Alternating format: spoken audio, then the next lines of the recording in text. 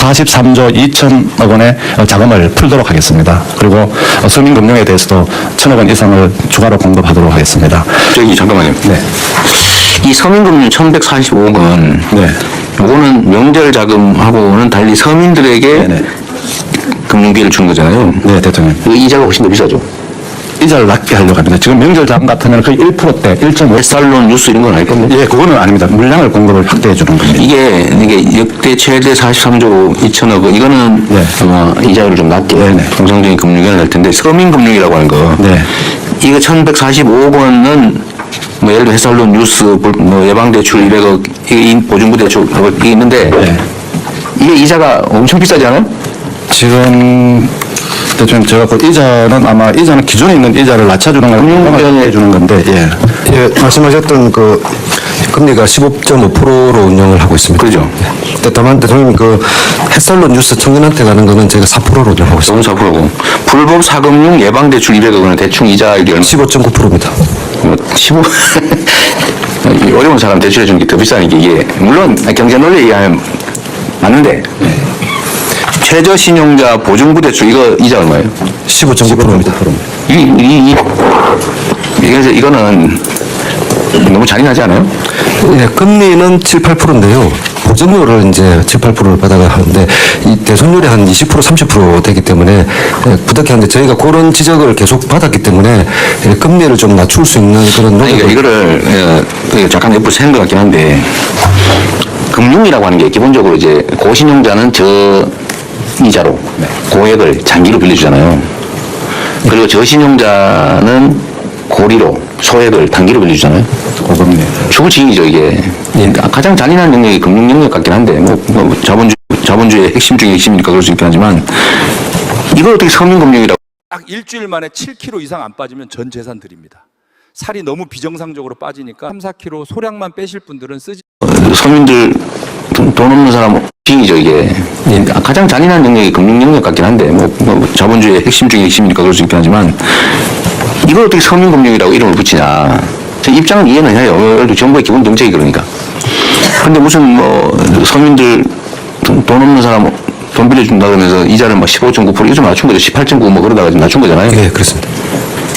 경제 성장률 2%도 안 되는 1%대 시대에 성장률의 10배가 넘는 이자 15% 넘게 주고 이 서민들이 살 수 있어요. 예, 부담이 큰 것으로 생각됩니다. 겨우 하는 게 이제 대부업체 가면은 뭐 몇십 % 내야 되니까 그거 대신해 주는 게 혜택이라고 하는 거라서 안 하는 것보다 낫긴 한데. 예, 맞습니다. 대한민국 국가 경제력 수준이나 재정력 수준에 비춰보면 이 서민들 15% 이자 내고 500만 원, 1000만 원 빌리면 빚 못 갚을 가능성이 매우 높고 그럼 또 뭐 신용불량 뭐 이런 데도 전락하고 하는데 이걸 좀 근본적으로 저는 좀 대책을 좀 세워야 된다. 이게 지금 고리 대금 사업을 허용하는 원거이기도 하잖아요. 그거 안 빌려주면 어떻게 사냐. 그거라도 빌리게 해줘야지. 이런 생각하는데 혹시 어쩌면 그 싸게 뭐 상한 음식 상품이라도 싸게 사 먹을 자유를 줘야 되는 거 아니냐 하고 비슷할 수도 있지 않나요, 이런 게? 만약에 이런 게 영 어려우면 이건 공공에서 책임을 져줘야지 최소한을. 금융기관들이 연간 예대 마진 수익 뭐 3, 40조 원씩 수익 내면서 요 이자 이거 몇백억에 10몇 프로 받아가지고 얼마나 큰 도움 된다고. 그래서 공공기여를 정부도 마찬가지고 금융기관도 마찬가지고 15.9% 고리로 돈 빌려주면서 이게 마치 무슨 큰 대책이 있냐 하는 건 저는 좀 이해가 좀 잘 안 돼요. 나 정책이 어려우면 이해하긴 하거든요. 그럼 어디에 다 감당하냐 그럴 수 있긴 한데. 하여튼 근본적인 고민을 다시 한번 해주면 좋겠어요. 예, 네. 간단히 조금만 말씀. 네네.